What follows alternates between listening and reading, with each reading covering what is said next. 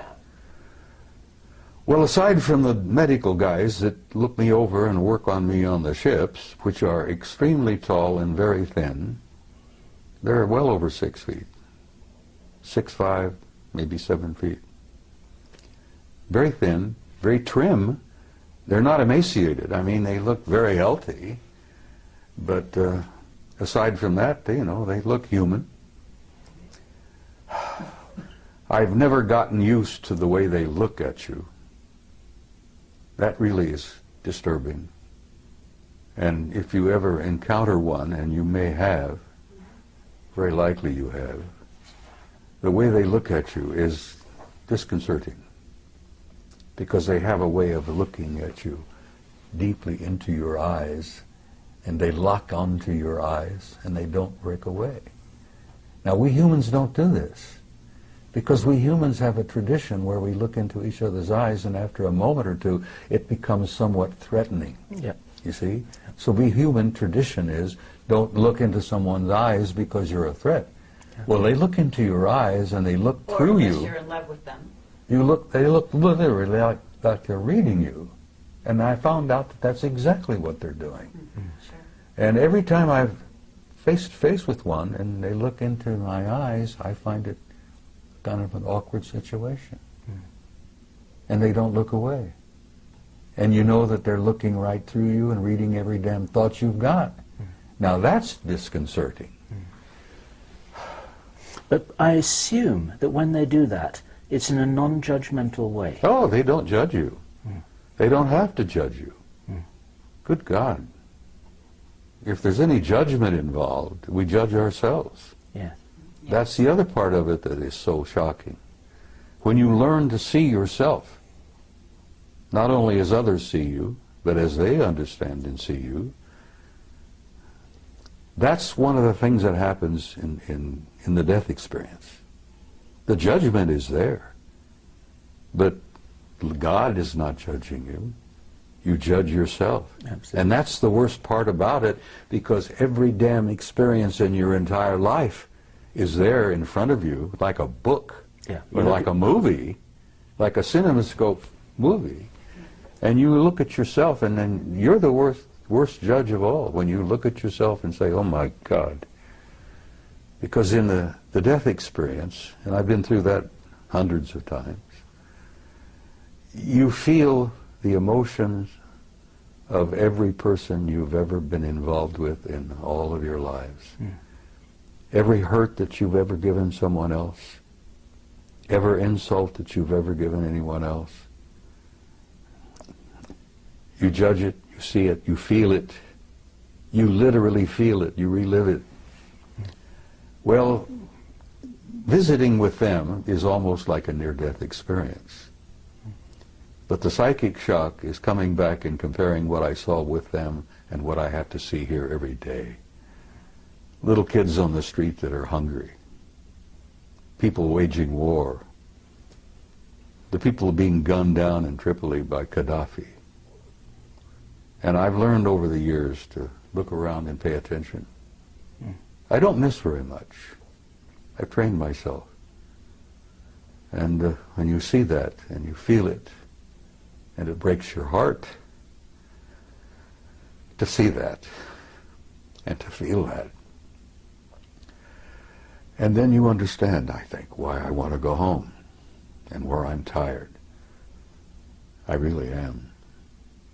But I'm going to hang around a little longer because I have been told to. And you're a guiding light to many people. I had one of the best compliments I've ever received yesterday. A young man came up to me and he says, you know, you're a bridge builder. And I says, that was the origin of the old word pontiff. You know, with the Pope? Yes. The pontiff? A bridge builder. Sure.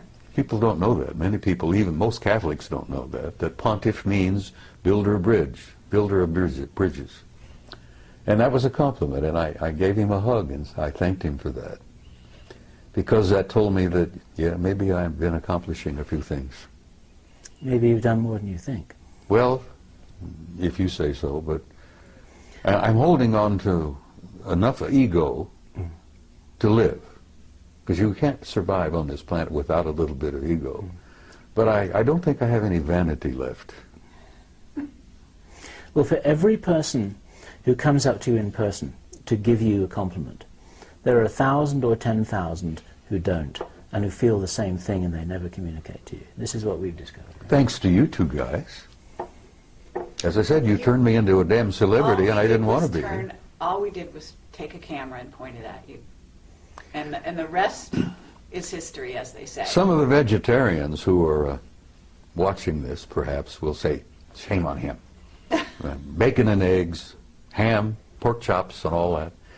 It's been my life, for God's sake, you know. Well, they fed me bacon and eggs, ham, pork chops, steak, anything I wanted. And people have said, when I've shared this with a few, were you perhaps eating vegetarian and didn't know it? Maybe they made you think you were eating steak? And I said, well, maybe they did, but it sure as hell tasted good. Tasted like a good T-bone to me. And the bacon and eggs were superb. Well, what did they eat? Well, I'll be frank with you, I don't know. I never watched them eat. They never ate in front of me. But they sure as hell looked healthy. So not any of them had missed many meals. Did this experience only happen once, Bob? That experience, being gone 6 weeks and taken there wherever I was, as I told you, I didn't know whether I was in a city, on another planet, or wherever. Maybe I didn't slip through a portal into another dimension. Okay, Bob. That happened once. But I've been aboard their ships many times, and I've met many of them face to face, almost regularly. Now, I get into an altered state in the middle of the night. I've been doing a lot of remote viewing. And I can put myself in an altered state, like Ingo Swann, Joe Monagle. And I go out. But sometimes, when I'm in that altered state, they come in. And I've chided them for this, and other people who've had this experience will agree and understand what I'm saying. I've chided them with this. They pour information into my head that's like Niagara Falls. I mean, it comes pouring in, and I'm almost unable to deal with the volume of it.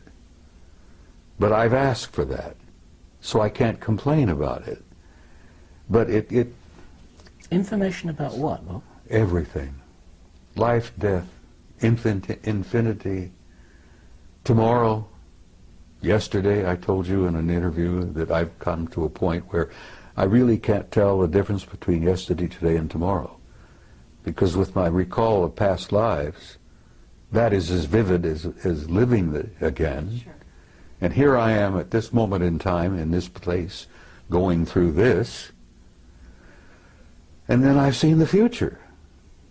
What have you seen in the future, Bob? Well, the thing that keeps me hopeful and positive is that I've seen a gorgeous future. I've seen a beautiful future for the human race. I've seen a future for this species like I saw at Melina for 6 weeks, of what it can be. Could you describe that for the people watching this video for whom a positive vision would be so valuable for them to join you in? Well, I try to say it, Bill. I try to say it repeatedly when I'm at a conference, that you're in for difficult times. That's what living on planet Earth is all about. It's a tough school. And I've said to people, and many people understand exactly what I'm saying, when you're going to school on planet Earth, you're in one of the toughest schools in the universe. And if you get a certificate from planet Earth, hey, I have a silver certificate. They showed me on Melina that I have a silver certificate. One day outside the lecture hall, took me to the library, and there was a table with scrolls all over the table. And they picked one up and said, "This is yours." And it was wrapped in a silver binder. And I intuitively said, "But I want one of gold," being an ornery cuss as I am. And they said, "Not yet. This is, you've earned this." I gathered that I matriculated enough to have a silver certificate, but I haven't got the gold one yet. Now, when you get the gold when you graduate. Right. Well, And that was a few years ago. Yeah. Maybe you're working on your gold one at this time. Well.